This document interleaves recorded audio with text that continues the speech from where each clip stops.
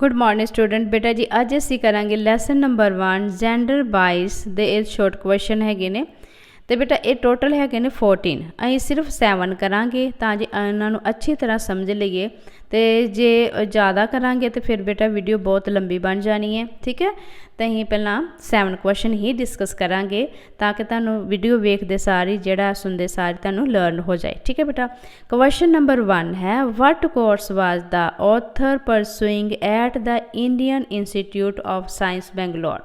कहने का भाव है कि जो राइटर हैगे ने वो Indian Institute of Science Bangalore विच केड़ा कोर्स करन गए सन।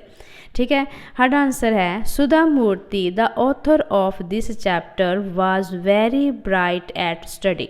कहते कि सुधा मूर्ति जो कि इस चैप्टर के ऑथर ने राइटर ने ठीक है और बहुत ही ज़्यादा इंटैलीजेंट ही कादे विच इंटैलीजेंट ही स्टडी दे विच। ठीक है फिर रिपीट करने सुधा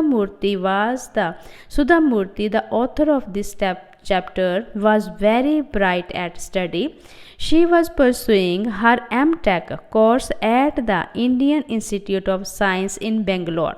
तो एक बहुत ज़्यादा इंटैलीजेंट सन तो वो अपना जोड़ा M.Tech का कोर्स जोड़ा करन गए सी कित्थे करन गए सी Indian Institute of Science in Bangalore. ठीक है बेटा नेक्स्ट है at that time this institute was known as Tata Institute। कहते कि उस समय जड़ा इस इंस्टीट्यूट नूं की कहते ही टाटा इंस्टीट्यूट।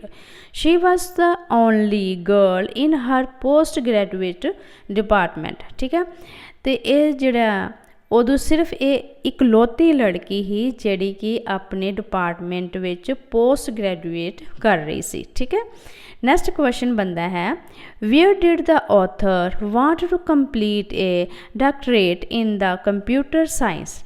ठीक है तो वो अपना जो डॉक्टरेट की डिग्री जिहड़ी है कित्थे अपना पूरा करना चाहते सन डॉक्टरेट की। ठीक है तो साडा आंसर है the author was pursuing her M.Tech course at the Indian Institute of Science in Bangalore. जिहड़ी राइटर है जिहड़ी ऑथर है उन्होंने अपनी M.Tech का कोर्स जिहड़ा इंडियन इंस्टीट्यूट ऑफ बेंगलोर मतलब Indian Institute of Science in Bangalore विच कंप्लीट मतलब कर किया।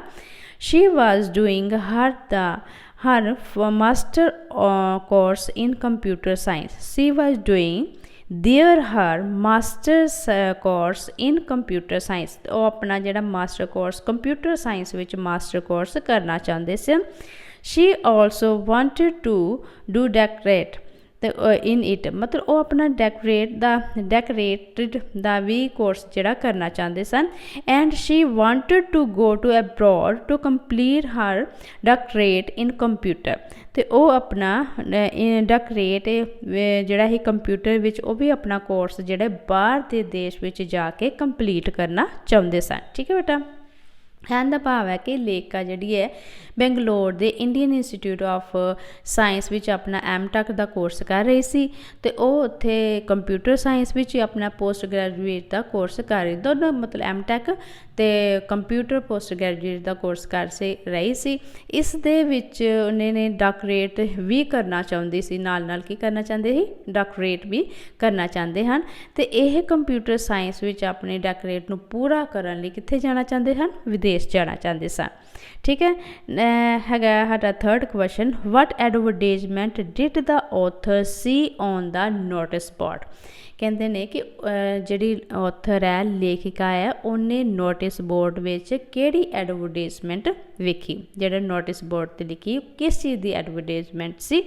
तो साडा आंसर है it was in 1974 when the author was pursuing her M.Tech।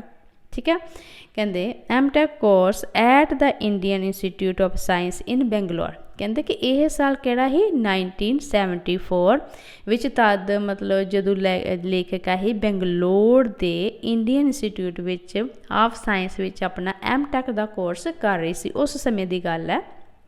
ठीक है कि she was then in the final year वो अपने आखिरी साल विच सी मतलब वो फाइनल ईयर ही सारा कोर्स कंप्लीट होने विच वो फाइनल ईयर ही। One day she saw an advertisement on the notice board. एक दिन उन्हें ਨੋਟਿਸ ਬੋਰਡ ਤੇ ਇੱਕ ਇਸ਼ਤਿਹਾਰ ਦੇਖਿਆ। ਐਡਵਰਟਾਈਜ਼ਮੈਂਟ ਮਤਲਬ ਇਸ਼ਤਿਹਾਰ ਵੇਖਿਆ ਤੇ ਉਹਦੇ ਵਿੱਚ ਕੀ ਸੀ, it was a standard job requirement notice from the famous automobile company Telco now Tata Motors. ਤੇ ਕਹਿੰਦੇ ਕਿ ਇਹ ਪ੍ਰਸਿੱਧ ਜਿਹੜਾ ਕਾਰ ਨਿਰਮਾਤਾ ਕੰਪਨੀ ਟੈਲਕੋ ਵੱਲੋਂ ਜਿਹੜਾ ਇਸ਼ਤਿਹਾਰ ਦਿੱਤਾ ਗਿਆ ਸੀ ਨੌਕਰੀ ਦੇ ਸੰਬੰਧ ਵਿੱਚ। ਠੀਕ ਹੈ, ਇੱਕ ਨੌਕਰੀ ਦੇ ਸੰਬੰਧ ਵਿੱਚ ਜਿਹੜਾ ਹੀ ਟੈਲਕੋ ਕੰਪਨੀ ਵੱਲੋਂ ਇਸ਼ਤਿਹਾਰ ਦਿੱਤਾ ਗਿਆ ਹੈ, ਜਿਹਨੂੰ ਅੱਜ ਕੱਲ੍ਹ ਕਹਿੰਦੇ ਟਾਟਾ ਮੋਟਰਸ ਵੀ ਕਹਿੰਦੇ ਨੇ। ਠੀਕ ਹੈ, ਪਹਿਲਾਂ ਉਹਦਾ ਨਾਂ ਹੀ ਟੈਲਕੋ ਤੇ ਹੁਣ ਅੱਜ ਕੱਲ੍ਹ ਹੈਗਾ ਟਾਟਾ ਮੋਟਰਸ। ਨੈਕਸਟ ਕੁਐਸਚਨ ਹੈ what was it in the advertisement that made the author very absent। ਕਹਿੰਦੇ ਕਿ ਇਸ ਐਡਵਰਟਾਈਜ਼ਮੈਂਟ ਕਿਹੜੀ ਇਹੋ ਜਿਹੀ ਗੱਲ ਹੀ ਕਿ ਹੀ ਜਿਹਨੇ ਆਥਰ ਨੂੰ ਬਹੁਤ ਹੀ ਬੇਚੈਨ ਕਰ ਦਿੱਤਾ। ਸਾਡਾ ਆਨਸਰ ਹੈ the advertisement was a standard job requirement notice from the famous automobile company Telco। ਕਹਿੰਦੇ ਕਿ ਇਹ ਜਿਹੜਾ ਇਸ਼ਤਿਹਾਰ ਹੀ ਟੈਲਕੋ ਕੰਪਨੀ, ਬਹੁਤ ਹੀ ਫੇਮਸ ਆਟੋਮੋਬਾਈਲ ਕੰਪਨੀ ਟੈਲਕੋ ਵੱਲੋਂ ਜੋਬ ਦੀ ਰਿਕੁਆਇਰਮੈਂਟ ਵਾਸਤੇ ਦਿੱਤਾ ਗਿਆ ਸੀ। ਤੇ the author become very absent when she read a line in the advertisement. ਕਹਿੰਦੇ ਕਿ ਉਸ ਸਮੇਂ ਜਿਹੜੀ ਆਥਰ ਬਹੁਤ ਹੀ ਬੇਚੈਨ ਹੋ ਗਈ ਜਦੋਂ ਉਸਨੇ ਇੱਕ ਲਾਈਨ ਜਿਹੜੀ ਹੈ ਪੜ੍ਹੀ। ਕਿਹੜੀ ਲਾਈਨ ਪੜ੍ਹੀ ਐਡਵਰਟਾਈਜ਼ਮੈਂਟ ਵਿੱਚ? ਅੱਗੇ ਪੜ੍ਹਦੇ ਹਾਂ। It said lady candidate need not apply. ਤੇ ਉਸ ਜਿਹੜਾ ਹੈਗਾ ਇਸ਼ਤਿਹਾਰ ਵਿੱਚ ਕੀ ਲਿਖਿਆ ਹੈ ਕਿ ਇਸਤਰੀ ਉਮੀਦਵਾਰ ਨੂੰ ਅਰਜ਼ੀ ਭੇਜਣ ਦੀ ਲੋੜ ਨਹੀਂ ਹੈ। ਠੀਕ ਹੈ, ਨੈਕਸਟ ਹੈ ਕਹਿੰਦੇ ਕਿ why did she write a post card to Telco. ਤੇ ਕਹਿੰਦੇ ਕਿ ਉਹ ਜਿਹੜੀ ਆਥਰ ਹੀ ਉਹਨੇ ਕਿਉਂ ਇੱਕ ਪੋਸਟ ਕਾਰਡ ਜਿਹੜਾ ਹੀ ਟੈਲਕੋ ਕੰਪਨੀ ਨੂੰ ਲਿਖਿਆ। ਸਾਡਾ ਆਨਸਰ ਹੈ the famous automobile company Telco had given an advertisement about a standard job requirement. ਕਹਿੰਦੇ ਕਿ ਜਿਹੜੀ ਫੇਮਸ ਬਹੁਤ ਹੀ ਪ੍ਰਸਿੱਧ ਆਟੋਮੋਬਾਈਲ ਕੰਪਨੀ ਟੈਲਕੋ ਹੀ ਉਹਨੇ ਇੱਕ ਮਤਲਬ ਜੋਬ ਦੀ ਜੋਬ ਵਾਸਤੇ ਇੱਕ ਐਡਵਰਟਾਈਜ਼ਮੈਂਟ ਦਿੱਤੀ। ਇਨ ਇਟ ਲੇਡੀ ਕੈਂਡੀਡੇਟ ਵਰ ਆਸਕ ਨੋਟ ਟੂ ਅਪਲਾਈ। ਤੇ ਉਹਦੇ ਵਿੱਚ ਕੀ ਕਿਹਾ ਗਿਆ ਕਿ ਜਿਹੜੀ ਲੇਡੀਜ਼ ਹੈਗੀਆਂ ਉਹ ਇਸ ਵਾਸਤੇ ਅਪਲਾਈ ਨਾ ਕਰਨ। ਠੀਕ ਹੈ, Sudha Murthy became upset when she read it. ਕਹਿੰਦੇ ਕਿ ਸੁਧਾ ਮੂਰਤੀ ਬਹੁਤ ਬੇਚੈਨ ਹੋ ਗਈ ਜਦੋਂ ਕਿ ਉਸਨੇ ਇਹ ਲਾਈਨ ਪੜ੍ਹੀ।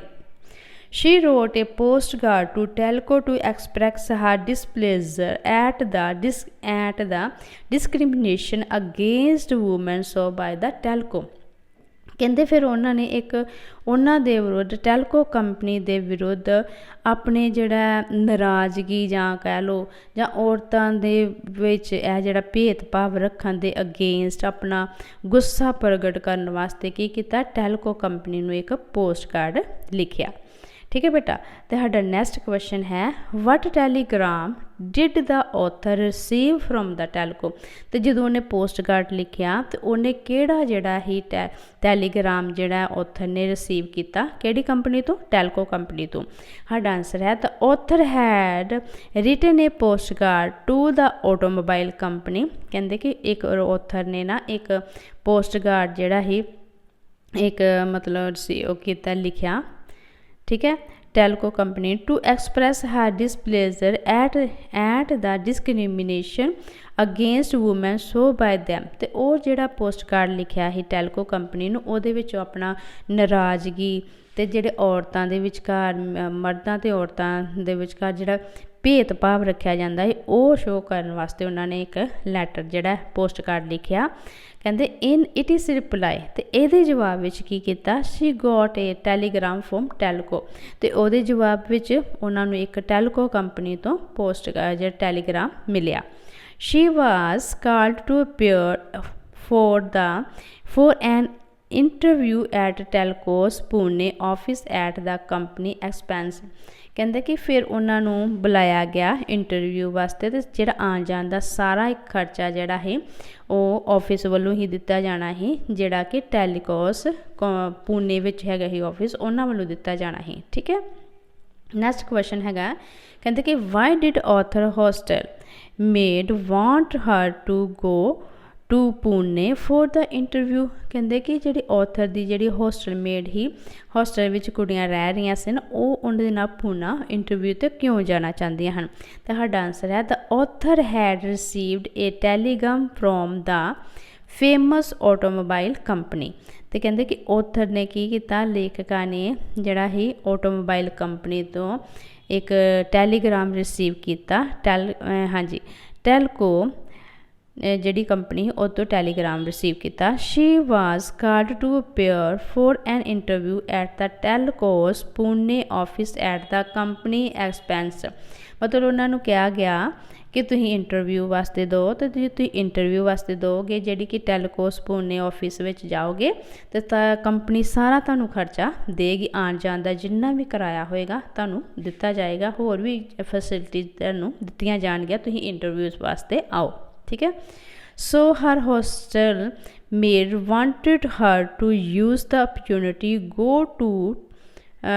go to Pune free of cost and buy them the famous Pune sari for cheap।